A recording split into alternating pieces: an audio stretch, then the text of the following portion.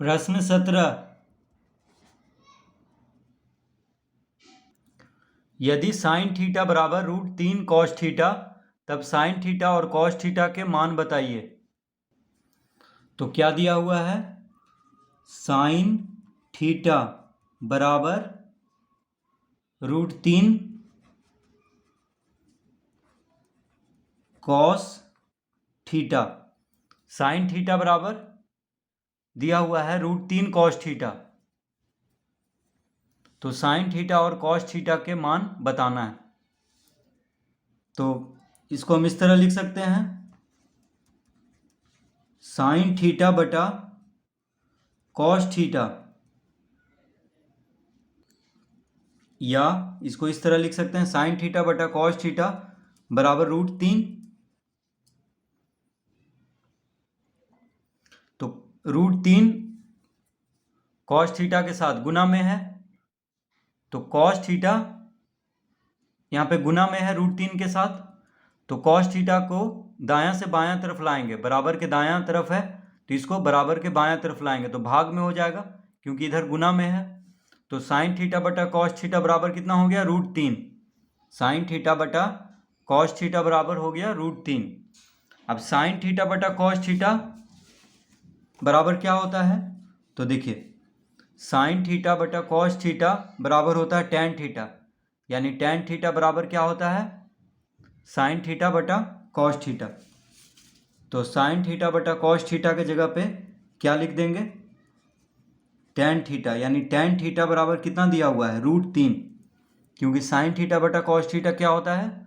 Tan theta.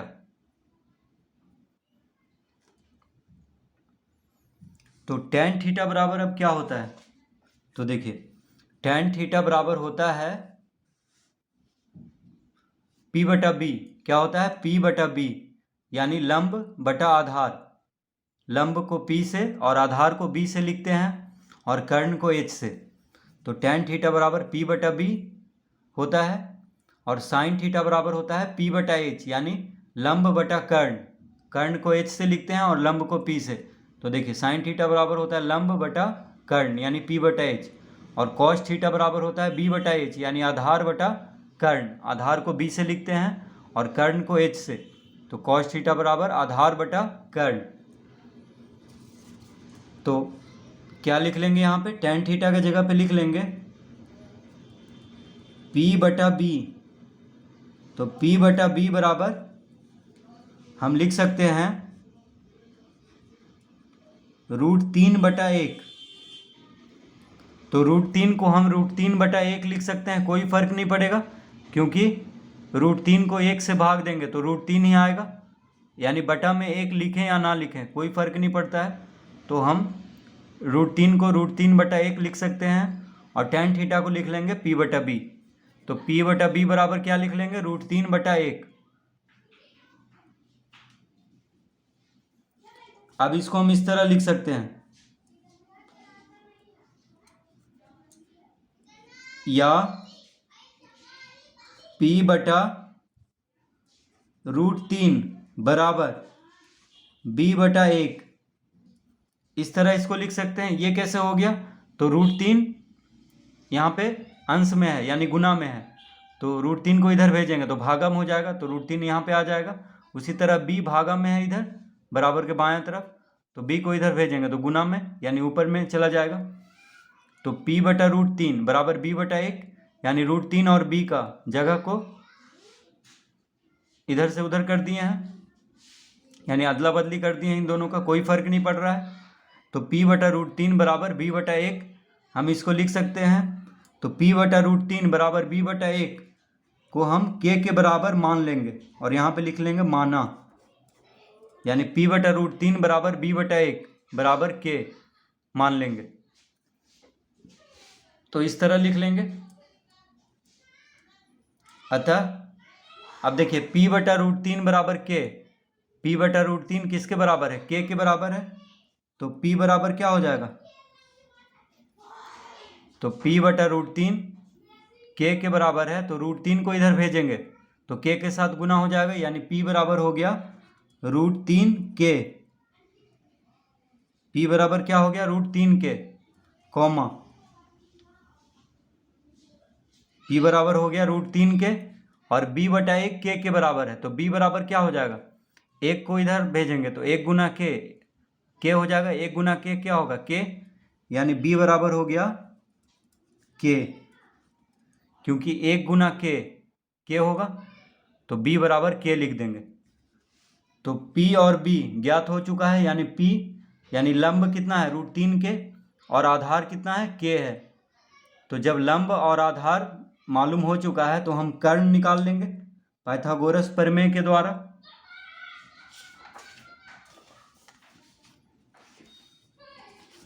तो h बराबर क्या होता है, तो लिखेंगे अब h बराबर, तो h बराबर होता है लंब का वर्ग जोड़ आधार का वर्ग का अंडर रूट।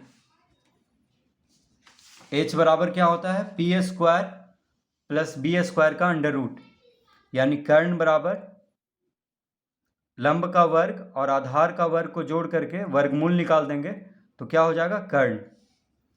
तो p कितना है √3 के है तो इसका वर्ग कर देंगे, प्लस b कितना है के है तो के का वर्ग कर देंगे, इसका अंडर रूट इस तरह लिख लेंगे।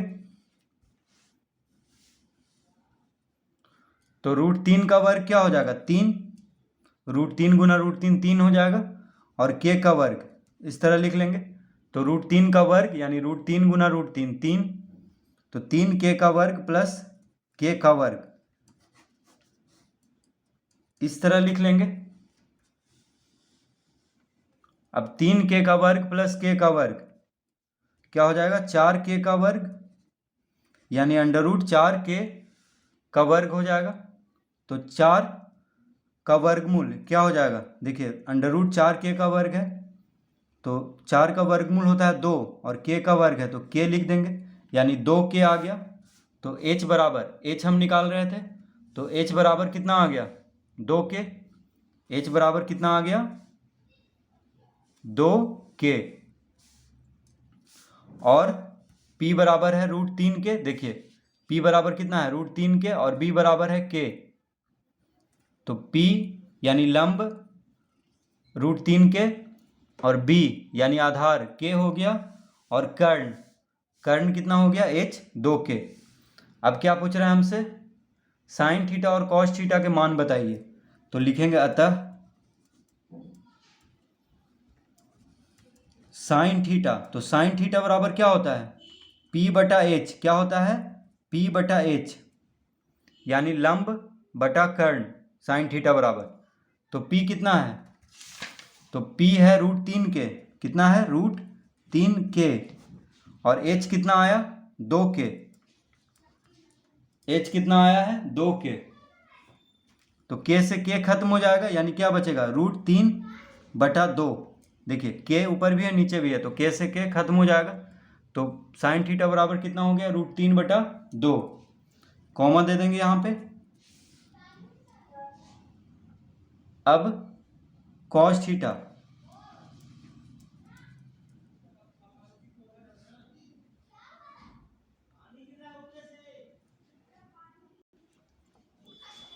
तो कॉस थीटा बराबर होता है b बटा h, यानी आधार बटा कर्ण, क्या होता है आधार बटा कर्ण।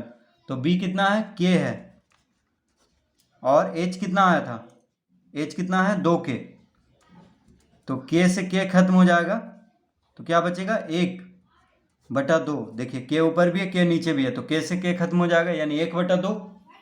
तो कॉस थीटा बराबर 1 बटा 2 और साइन थीटा बराबर कितना हो जाएगा √3 बटा 2, साइन थीटा बराबर √3 बटा 2 और कॉस थीटा बराबर 1 बटा 2।